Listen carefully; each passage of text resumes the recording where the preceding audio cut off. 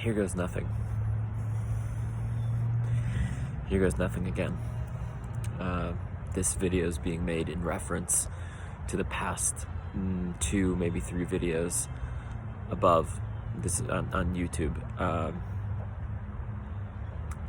because I was reflecting on what I was saying in these videos, and what's one of the things that's very important to me is just to express whatever's present, whatever's coming through in the most natural way, in an authentic way. So that's where this is coming from. So this is very loosely can be grouped into spirituality or self-development and non-duality. And this, what I'm going to be talking about right now is, it's a declaration. It's an invitation. Yeah, I think, that's about it. That's what I'll call it. So, if you take a look, if you've looked at the mysticism, mystical traditions of all the world's major religions, but I think mostly all of the world's religions, Christian mysticism, Sufism, Advaita Vedanta of Hinduism, Taoism, Buddhism, the central theme, which science does not disagree with either, is the fundamental unity of everything. Okay, science kind of disagrees with it, but I'm not gonna get into that. And what is said is you are that, or that is all there is. As in, separation and suffering does not actually exist, or it's an illusion. It's an illusion. And what is real, the Bhagavad Gita says, that which is real is, and that which is unreal never comes into existence. So you, me, we are, according to these traditions, that which is real. And for the past 6 years, probably more than that in my life, before the past 6 years, I would hear this and I didn't really believe it. Or I believed it and I wanted to believe it, but I didn't.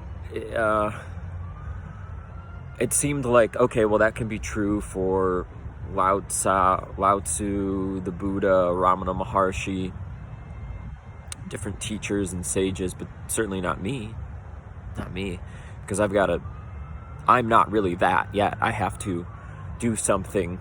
I have to practice more. I have to align myself more. I have to, whatever it was. But the thing is, what they are saying and what I am saying, because there's no difference according to this, and I think experientially too, is that we are that. Not we're going to be that one day in the future. Not once I meditate enough, once I forgive myself enough, once I become more, once I integrate all the parts of my wounded inner child. No, I am that. We are that. And separation. So how can I say, according to this reasoning, if I could even call it reasoning, that separation doesn't exist? Can you hear the background music? Like, literally right when I press play, a little after I press play, I'm at this really beautiful park here, and they're playing background music over there. Really, really nice, like, cool jazz music. Okay. So separation, right? Yeah.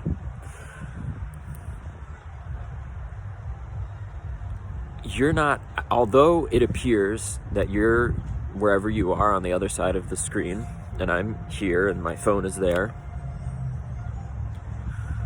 these are all conventions, it's like a useful tool linguistically to say I'm here, you're there, but we're all just happening.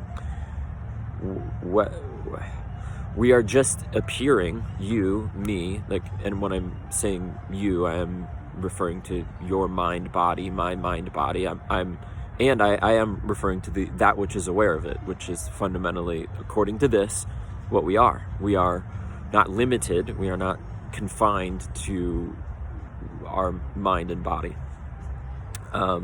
So these conventional labels that we have, you, your name, past, present, future,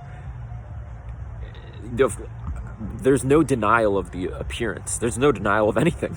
Non-duality means not to. It just means whatever this is what it is, regardless of me saying it as well, too. It's just like, I'm just using labels to point at that. So we may feel the mind body to be separate, but the truth is, or at least what I've experienced, is that that's not even true either. The mind body appears to be separate, but how am I separate from you right now? Or how are you really separate from me? Or how am I separate from this screen or from these trees in the sky? I mean, it's all just whatever is happening. Whatever is appearing to happen is what's happening.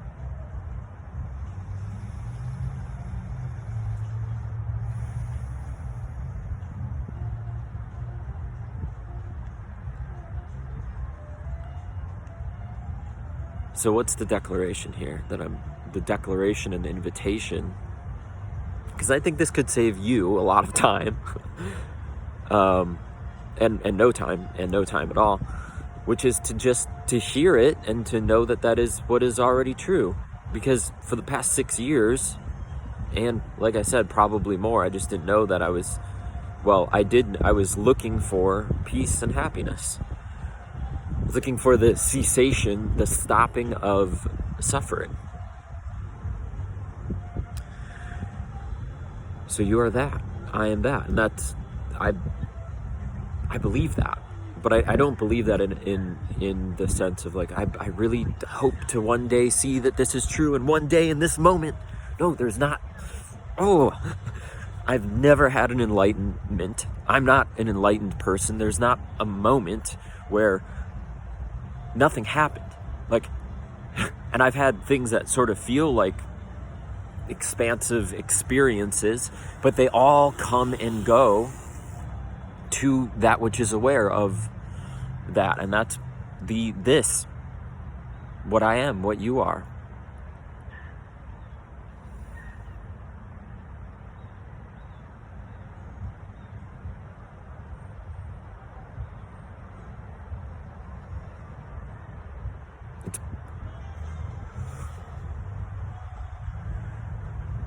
It's kind of senseless. It's totally senseless looking for something without recognizing that we are that which we are looking for.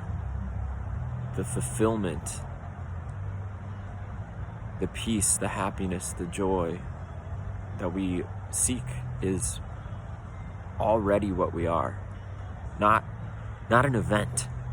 I think the Western world, maybe just a lot of the world, we're obsessed with, or the mind maybe, right? The mind is obsessed with one day in the future, then it will be, what if the only thing between us and experiencing the peace now is projecting that into the future?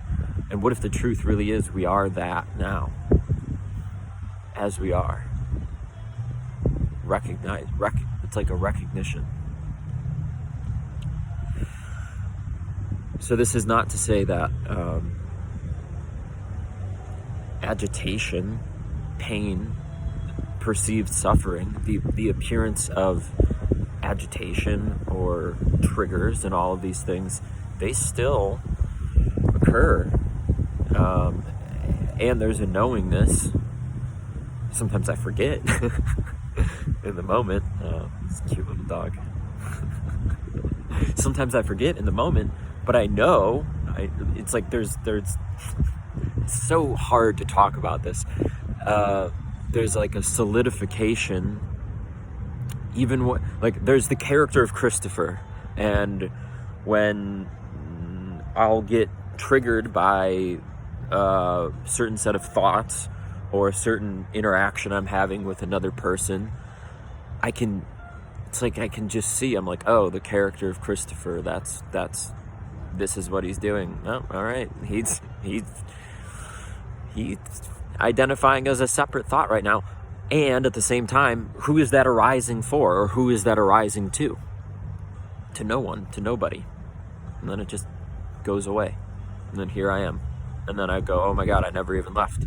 I was just wrapped up, consumed, identified with challenging emotion, some thoughts sprinkled in there. And that's it. So I just want to be real clear. I am that. No. That is all there is. There is just that, which is the unity of everything and all of its varied appearances, which include you and me.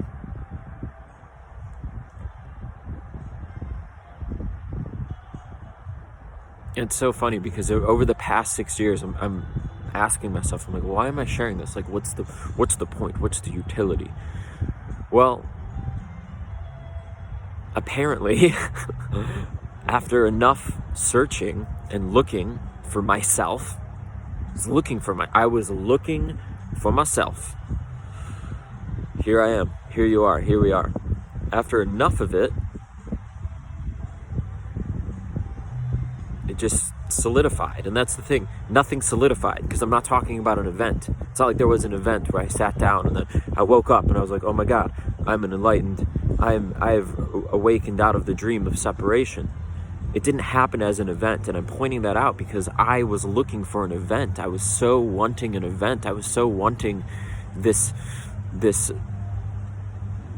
I want to know that I've ended it and that I'm liberated. I can't get liberated. I can't get enlightened. I can't get awakened, because already in the natural state, just like these trees, just like the wind, is me, is you, is us. And we can't get it because we are it. Because, again, you are that. So I'm not telling anything to anybody that doesn't already know this. And in some part of me does feel, or there's the thought that is present that after all that seeking, like somehow the seeking helped, because I just got to a point where I saw that it wasn't going to happen, and it did not happen. And what it was very much like, and it's hard to say what it was very much like. It was very much like this, because this is the same thing as that. There was just an awareness that nothing is going to happen. No enlightenment is going to happen. No liberation is going to happen. There's just awareness, something like awareness. I'm going to call it awareness, consciousness, nothingness. It doesn't even matter what I'm calling it, whether I'm calling it awareness or consciousness or nothingness. But it was just like, there is just everything that is happening, including me, including the siren in the background. And I'm like, oh, okay, all right, that's what they're talking about? Am I really like them? No, I'm not like them. We are all them. They are all us. I am that. That is all there is. You, we, that's it. So then at this point, what occurs to me is, what do I want to do? And one point on the stabilization, it didn't stabilize because there's no like entity or body or person to stabilize. What? That you're everything and nothing at the same time? Yeah, like obviously I'm still in this there's an appearance of Christopher in this temporary mind body that will perish, that will die, the body will die, but I am not that. I mean, it's funny, I'm over here saying I'm that, I'm not that. I'm all of it, and I'm just the awareness, or just the nothingness out of which Christopher is a character that has arisen within that nothingness that he is. So then, yeah, after I realized or recognized that there wasn't anything to do, and there was no one to do it, and there's no one to get free, because that's already my nature, that's already your nature, that's already the natural state of being, then it was just like, all right, well, what do I want to do? I want to go play. I want to make this video. I want to talk about this. I want to point to this. Just like in the same, not because I have this message and this truth to share with you, and you must understand, you must know it.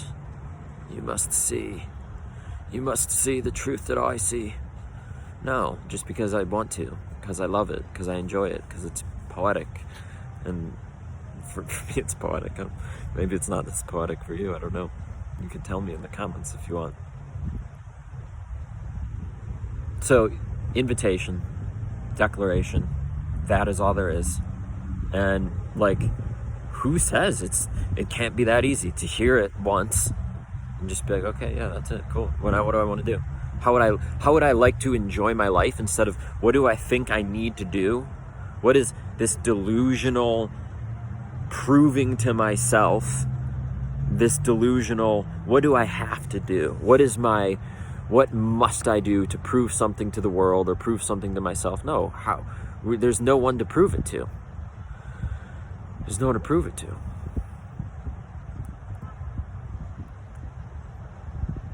There's just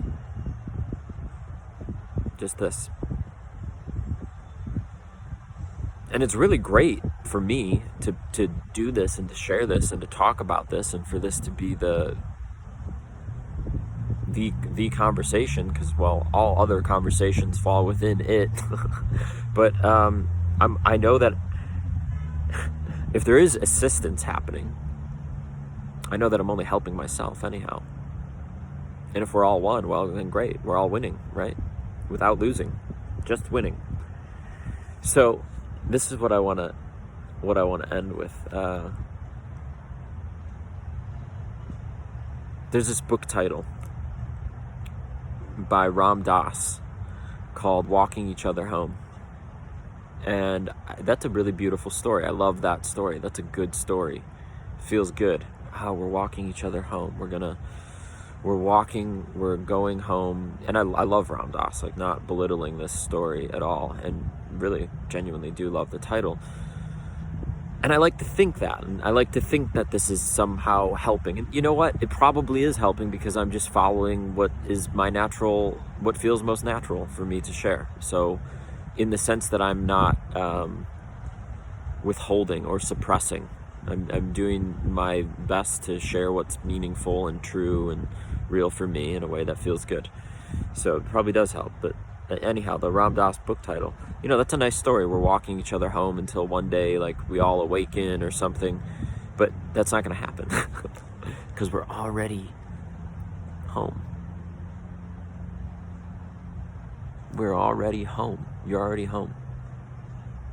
There's no meditation. There's no plant medicine journey. There's no career. There's no amount of money. There's no relationship. Not even death can get us the freedom that we already are, because, well, we're already that.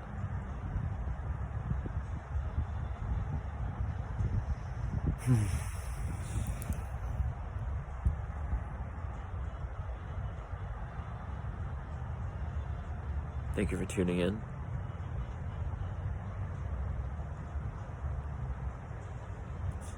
The beautiful sun. It is so beautiful. Sending you all that you are and nothing that you're not. Okay, it's not really the end of the video, because I just thought of something else that I wanted to say earlier that's kind of important to this. When I talked about suffering, It's just ignorance. And ignorance in the way of like, I just don't know who I am. Like the real word ignorance, it's not an intentional not knowing. It's just like a genuine, when I'm acting in ignorance, I don't know. And therefore I'm ignorant to the truth of my being. So when I'm acting ignorantly, that's when I'm believing in separation. That's when I'm believing a thought of suffering. That's when I'm feeling like I'm suffering, or like I'm this entity in this narrative that is not liberated or free. That's ignorance. And that's why the Bhagavad Gita says that, right? It says that which is real always is. So you, me, our true nature as we are, that which does not come and go, that which is not temporary, that which everything in your life has ever appeared to, your whatever that beingness element is, that which is always is, and that which is not never is or never will be. So those illusory thoughts of suffering, of pain, of separation, maybe not pain can naturally arise. That's it. And the Course in Miracles, this will end with. In the Course in Miracles, it says something like, nothing real, so you and me, everything, everyone, all the time, nothing real can be threatened, nothing unreal exists. Herein lies the peace of God, or the kingdom of God, within now, right now. The real, we're the real, so there's nothing to worry about. And when worries arise for that being, like it does sometimes for me, or it appears to, I can rest in my knowing. And then the worry dissolves. My knowing of being that which I am, that which you are. So until otherwise noted, I will be believing that and acting as though that is the truth, not because I need to act it, but because that's already what's true. So, here goes nothing. See you in the next video. Or in person, maybe.